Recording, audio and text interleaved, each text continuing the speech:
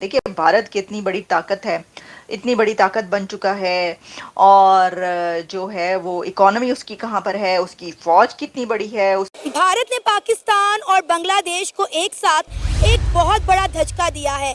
भारत ने दोनों मुल्कों को एक तरफ रख के अब अफगानिस्तान के साथ अपने ताल्लुकात मजबूत करना शुरू कर दिए हैं। भारत जो है वो आगे किस तरह से जा रहा है? भारत की जो एक कैपेबिलिटी है with regards to missiles, with regards to rockets, ये काफी आगे जा चुकी है और ये टेक्नोलॉजी आपने किसी से भीख मांग के नहीं ली है, आपने अपने आप बनाई है।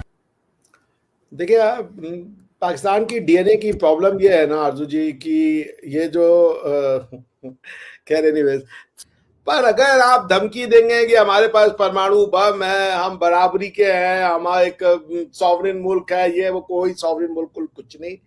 आप अगर गुंडागिरी, धमकी, ताकत इसकी बात करेंगे तो आपका फोन कतई नहीं उठाया जाएगा। चीज बहुत पॉजिटिव लग रही है कि भारत और चाइना जो है वो मिलकर बैठे हैं, बात कर रहे हैं, कुछ अपनी चीजें डिस्कस कर रहे हैं। वो जो एक बॉर्डर डिस्प्यूट है उसको भी खत्म करने की या कम करने की कोशिश की जा रही है, तो ये तो बहुत ही एक पॉजिटिव साइन है।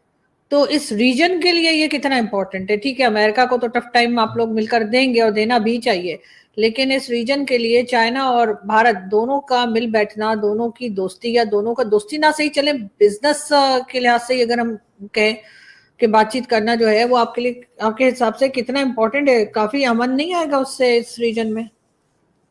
चाइना और इंडिया के बीच में 1962 के बाद से एक दो ऐसी झड़पें हुई हैं, बट उसका कोई इंटरनेशनल स्पिल ओवर तो आज तक नहीं हुआ है, तो ऐसा कोई ट्रांसक्विलिटी को कोई लेकर के बहुत ज्यादा इश्यूज नहीं होने। सर वो तो चलता रहता है ना कि कभी आपने उनकी एप्स जो है वो बैन कर दी, कभी उन्होंने कुछ कह दिया, कभी आपके यहाँ से जो लोग भी, मेरे ही नहीं दूसरे चैनल्स पे भी बात करते हैं, वो ये कहते हैं कि जी हम जो मिसाइल्स बना रहे हैं, हम जो हथियार ले रहे हैं वो हम चाइना के लिए ले रहे हैं।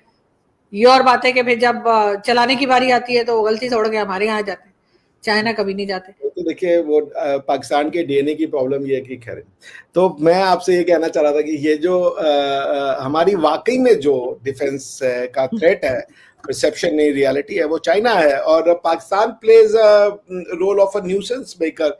तो जब भी इंडिया की डिफेंस स्ट्रेटेजी की बात होती है तो टू फ्रंट वॉर होता है कि भाई आप इसको रूल आउट नहीं कर सकते, given the hostility that Pakistan carries for India. आप बांग्लादेश को देख लें, क्या हो रहा है अभी बांग्लादेश में, और जिस तरीके से वो पिंगे बढ़ा रहे हैं पाकिस्तान के साथ, हालांकि उसका कुछ होना जाना है नहीं, पर फिर भी देखिए किस तरीके की वो सिर्फ एंटी इंडिया है ना। मतलब दीज थ्री कंट्रीज आर, उनकी एग्जिस्टेंस का मतलब है इंडिया का अपोज करना। This is something very dangerous for Indians ना, कि भाई आप सिर्फ इसलिए नफरत करो कि आप इंडियन है और आप खुद भी इंडियन हो, तो वो एक बड़ा मैटर ऑफ कंसर्न रहा है हमारे लिए। बट ठीक है, दोनों सिचुएशंस को निपटना हमें आता है और हम उससे निपटेंगे भी। तो आप हमारी जो थ्रेट परसेप्शन है उसको कोई कहे कि ये जी झूठ बोल रहे, भाई 1962 में वॉर हो चुका है, हमने अच्छी खासी टेरिटरी चाइना को खो चुके हैं। हम 50,000 स्क्वायर मील, जहां तक मेरी अंडरस्टैंडिंग है, वो चाइना के कब्जे में है। मानसरोवर जो अभी ये इनके बीच में अभी एग्रीमेंट हुआ है कि मानसरोवर पे, कैलाश मानसरोवर जो हमारे यहाँ पे एक रिलीजियस सिग्निफिकेंस से माना जाता है कि भगवान शिव जो है वो मानसरोवर पे ही रहते हैं, तो लोग उसके दर्शन करने जाते हैं। वो एक समय इंडिया का पार्ट था, 1962 से पहले उन्होंने वॉर करके छीन लिया। तो अगर कोई ये कह रहा है कि ये परसेप्शन है, ये रियलिटी नहीं है, तो फिर वो तो फूल्स पैराडाइज में रह रहा है। गलवान में अभी वो चले आए थे, अभी गलवान में हुआ ये सारा का सारा, जो कितने सैनिक मरे उन्होंने बताया नहीं, ये बात अलग है, वो उस मैटर को दबा के ले गए। तो चाइना कोई छोटी मोटी कंट्री नहीं है भाई, चाइना से अमेरिका भी डर रहा है भाई। अमेरिका की सारी फॉरेन पॉलिसी आज की डेट में, स्पेशली जो इंडो पैसिफिक है, वो तो चाइना सेंट्रिक है भाई। वो इंडिया से पिंगे बढ़ा भी रहे, आपको भी पता है, हमको भी पता है कि one of the reasons they are coming close to India is to counter Chinese growth. देखिए, भारत की इतनी बड़ी ताकत है, इतनी बड़ी ताकत बन चुका है और जो है वो इकोनॉमी उसकी कहाँ पर है, उसकी फ़ौज कितनी बड़ी है, उसके पास हथियार कितने, तो उनका मुकाबला करने के लिए जो है ये सब हो रहा है कि हमें भी हथियार खरीदने पड़ते हैं। हमारा भी बजट जो है वो डिफेंस का इतना ज़्यादा हो जाता है कि फिर जो लोग हैं उसके ऊपर चीखते हैं और उसको जो है क्रिटिसाइज़ करते वगैरह। लेकिन हम देखें, हम मुकाबला किससे करें, हमारा हमसाया कितना ताकतवर है। तो अमेरिका ये कह रहा है कि भाई वो जो हमसाए के लिए हैं वो तो अब बात पीछे रह गई, ये तो हमारे लिए हैं, हमारे लिए तैयार हो रहे हैं। तो उसके ऊपर मॉर्निंग चाइना न्यूज़ ने जो लिखा, मैं ज़रा आपके सामने रखती हूँ।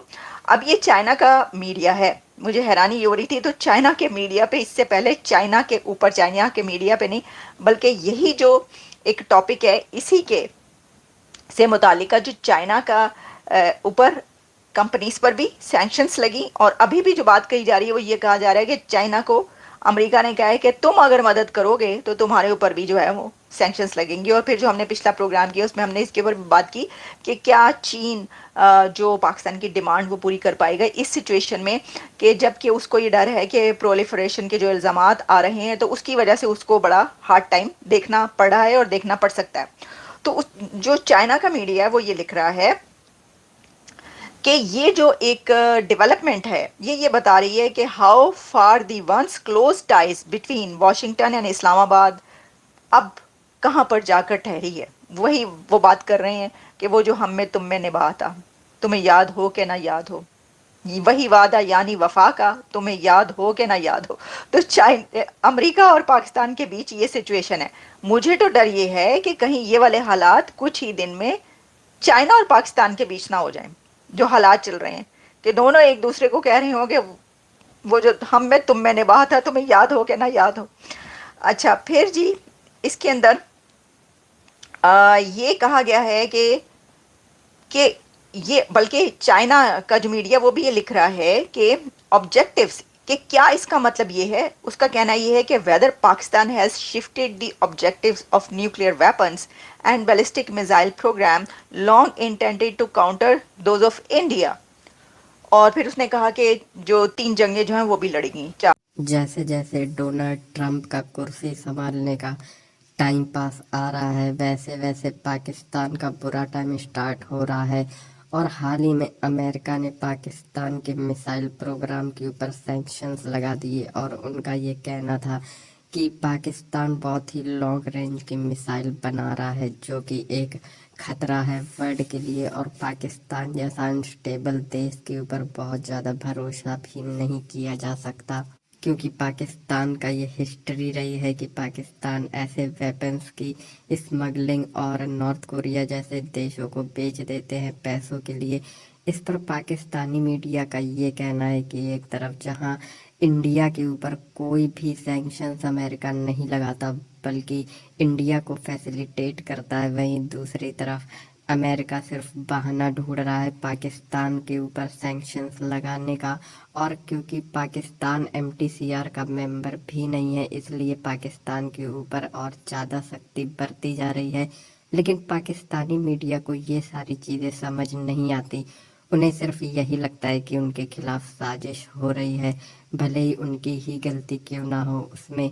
इसके अलावा जिस तरह से इंडिया ने चाइना के साथ ट्रूस किया है, इसको देखकर भी पाकिस्तान को रोटी हजम नहीं हो रही, और उनका ये मानना था कि इंडिया और चाइना आपस में लड़के एक दूसरे को बहुत नुकसान पहुंचाएंगे, जो कि पाकिस्तान के लिए अच्छी खबर थी।